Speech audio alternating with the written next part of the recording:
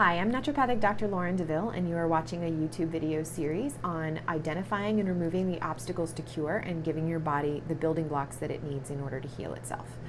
Today's building block is exercise. So this is one of them that we all know we need to do, but specifically I want to talk today about how to make yourself actually do it, because there's an awful lot of people out there that just have a hard time with that. Everybody kind of knows that you need to do it. It's just how do you actually get yourself to do so? So the book that I found most useful for this and really for all kinds of habit building is the book called The Power of Habit by Charles Duhigg. And essentially it's about the neuroscience of how habits work. And he discusses the fact that a habit has an anatomy essentially of three different components. There is a trigger, there's the behavior itself, and then there's the reward. And what you cannot do is completely erase a habit once it's there, but what you can do is use that trigger and the reward and substitute a different habit in the middle.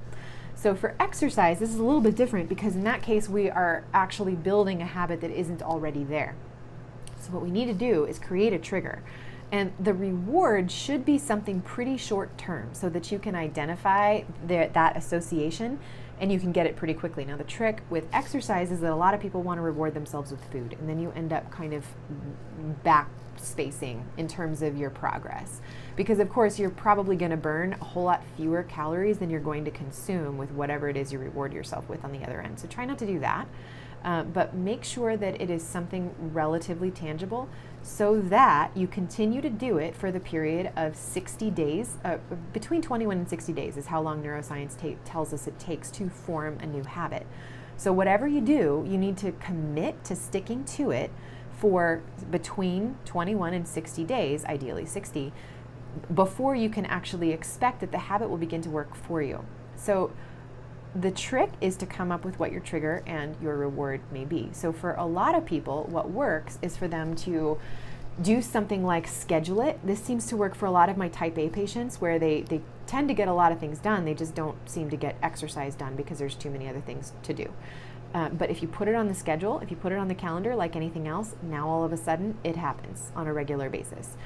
For other people, it is essentially shortening the latency between the effort to do it and actually doing it. So that'll be something like laying your workout clothes out the night before, or actually going to sleep in them, or putting your sneakers right on the floor next to your bed so that as soon as you wake up, you see them right there. Something along those lines. So that would be a good way to do it.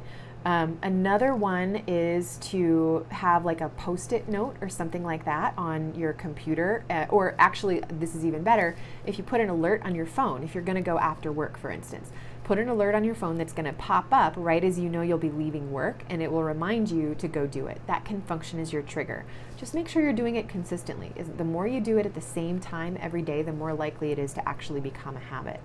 And then as far as the reward goes, I'll tell you what works for me. I don't like doing jogging or going to the gym and going and sitting on a cardio machine, but I love reading. So I will allow myself, because most of the time I don't have time to read. So if I'm on an exercise bike or an elliptical, that gives me time that I can actually read a physical book or an ebook. Or if I'm going running, then I can listen to an audiobook. So that actually is a little bit different because it gives me the reward while I am doing it. It's something I can look forward to that I wouldn't otherwise have time for. Or consuming a podcast is another really good way to do it that makes the time go by a little bit quicker. The beauty is once the reward is, like once you've got the habit that's established, the reward becomes the way you feel at the end of it. So it may not be that you enjoy the actual behavior itself, but you end up getting that little dopamine hit that because you've done this exercise, now you feel like you have more energy for the rest of the day, and then that becomes addictive in and of itself in a good way. So that's what you're ultimately going for, but make sure that in the meantime you're giving yourself what you need in order to look forward to doing something on a regular basis. So again, the book is called The Power of Habit by Charles Duhigg. It is absolutely excellent. And if the suggestions that I've made don't help you, there's quite a lot of others that are in that book that very well might. So again, building block is exercise. We all know we need to do it. Just make sure you find a way to make it work for you. Thanks for joining me, and I'll see you in the next video.